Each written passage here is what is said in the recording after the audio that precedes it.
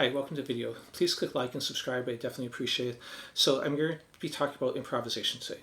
I'm going to be talking about at all different levels, from beginner to being a guitar instructor. I'm going to show a drill that I've used in my own guitar instruction for many years, for decades, with good effect. And it works at any level of player because it's adaptable to it, since it's an improvisation drill. Basically, it's a good way to help a student inspire them to do different ideas. So the idea of the drill is we're just going to alternate back and forth. Very simple. But the key to making it effective, and I'm going to give tips on, for the student too. So this isn't just for instructors. This is going to be at all different levels.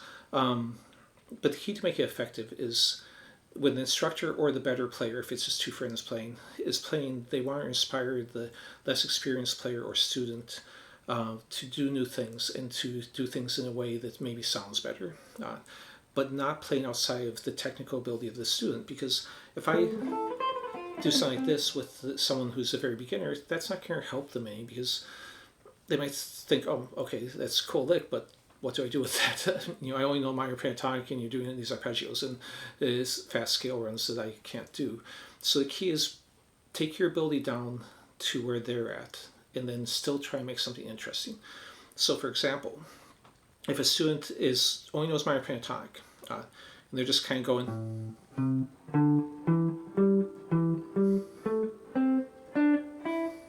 well, you could say, well, don't play so staccato, you're cutting all the notes short. Don't just start at the top of the scale and run through the scale. Make shorter phrases, because when you're playing really slow, you can't play a long phrase because it just gets boring. You can get away with a long phrase if you're playing it fast, because it takes a short amount of time to get through it. Make your phrases of different lengths. Do 3-note, 4-note, 5-note phrases. But if you're playing that slow, probably don't do much more than about 5 or 6 notes at the most. Make the phrases more interesting by using dynamics or volume changes, direction changes, skipping notes. All that stuff can make it more interesting. Now the lick ideas I'm going to do, normally I'd improvise, but I wrote them out so you can take a look at them. So I have one for each level: beginner, intermediate, and advanced. You can download those for free on my Patreon page. You don't have to remember. Link is in the description. So with that beginner person who just knows the minor pentatonic and doesn't have much technique, I might, on my turn, play something like this back, again, to try and encourage them to put a little more variety in. They're not going to be able to duplicate the things you're doing, but maybe you can inspire them to a little bit break out with what they're currently doing. So it might be something like this.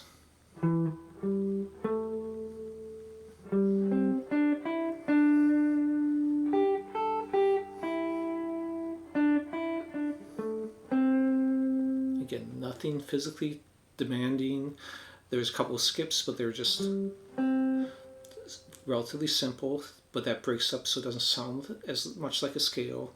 A little bit of dynamic and rhythmic changes, but again, nothing crazy. Again, different length phrases, from 3-note to 5-note phrases, 3, 4, 5 lengths, so it doesn't sound the same. So that's what I'd play back to them, and then they would do a turn, and if they're still struggling doing it, I would do something, whatever they're struggling with, I'm going to try and emulate it in my playing and show another option. Let's say hit a note outside key where they are visibly frustrated that they did that. I might start off with that then, and just do something where I use that just to say, hey, it's okay. You don't have to be in key all the time. You don't have to play perfectly. Don't get frustrated. Just use it to your advantage, I guess. Okay. Now, if they're more of intermediate level player or intermediate advanced, let's say they know their scales across the neck, they know a few arpeggios and stuff, but they're still gaining ruts where they're mostly just playing in a scale and then maybe moving to another position, and they're not able to shift very easily, or the shifting is very easy, just moving from one place to another. I might play a lick like this. So this lick, I'm emphasizing shifting positions. I'm emphasizing using some arpeggios while I shift, or using some thirds while I shift. So you get jumps that, jump in a third, or shifting through an arpeggio, and also creating melodies within the arpeggios.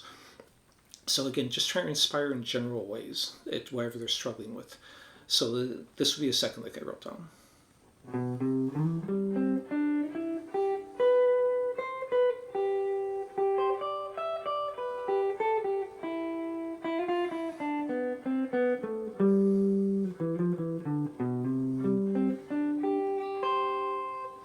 So again, all this is written down. I have the fingerings underneath, so if you want to try it, but the licks really don't matter. If you don't want to play licks, don't play them. It's just to give you ideas of, different levels, things you might work on. So that whole first section, all the way up to where I went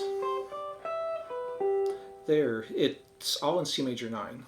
I'm starting off with on the 7th, go to the root, 3rd, 5th, root, add in the 9th here, the 5th, the 7th, back, 5, 1, 9, 3, 7, 5. It's not till here that I go outside of that. So you can sometimes use arpeggio not just in a way that sounds like arpeggio, where you're just, but using it to create melodies and such. Okay, so that's kind of the intermediate level, or intermediate advanced. The next level, I'm going to jump way ahead to more advanced players. So when I start playing these drills with more advanced players especially, they can start changing more. And some of the variations I'll do, and this will even go back to beginners. Beginners, sometimes I'll say play however long you want. It could be just 5 seconds and then switch off because I want them to feel comfortable. But also sometimes I'll ask, okay, try and do a 20-second solo that has kind of a beginning and end to it. And the same thing with advanced players. Sometimes, beginners, usually they only know one key. Advanced players, we maybe pick a key, but if they want to change keys halfway through, they can do whatever they want on that. I'm not putting any restrictions on that. In fact, I'll encourage them to use chromatic notes, use diminished, use harmonic minor if they're normally using like natural minor, use maybe parallel scales like A minor to A minor Phrygian or Dorian or different things like that. So I'm basically with advanced players trying to push them into trying new things and also trying to push them into improving their knowledge and their technique, so they don't have, sometimes I'll play beyond what they can currently play to encourage them to go home and practice on the stuff. I also sometimes when playing with advanced players, we might even be playing at the same time. Our licks might overlap each other. One person might even put in some chord fills between while the other person's playing. They might put in a bass line while the other person's playing, or create a harmony or counterpart to what the other person's playing. So really the rules can't go out the door with advanced players. So here's an example, my third one for advanced players, something I might play.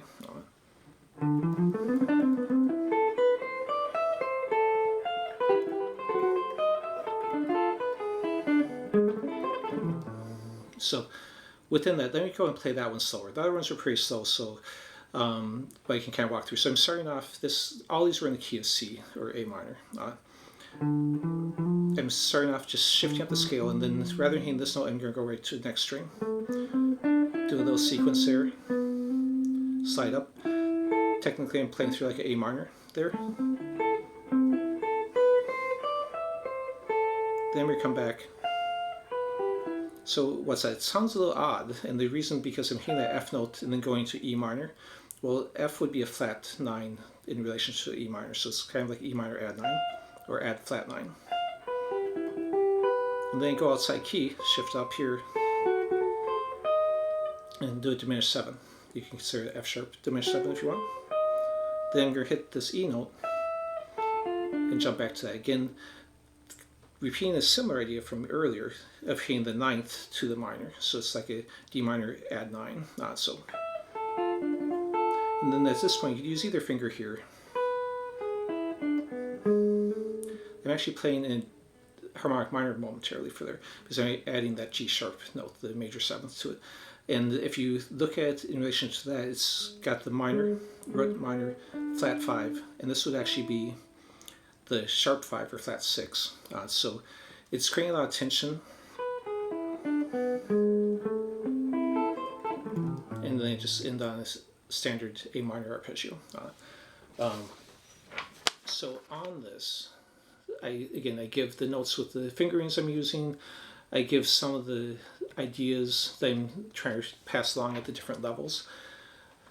But it's all interactive. So when you're playing with someone else like this, or when you're just improvising by yourself, you just want to think of, have contrasts in your playing.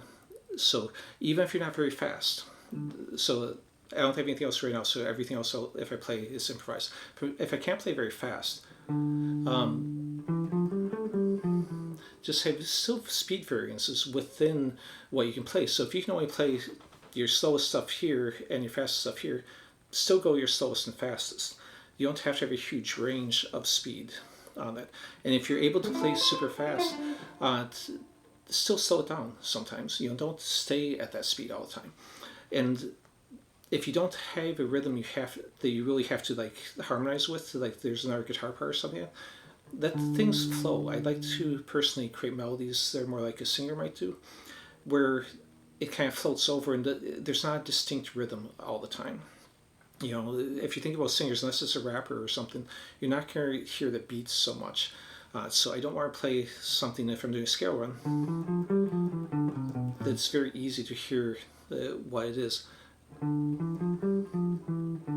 You have a little bit of flowingness to it, so it kind of has a little bit of a more wave quality, and I think that makes it more melodic on that.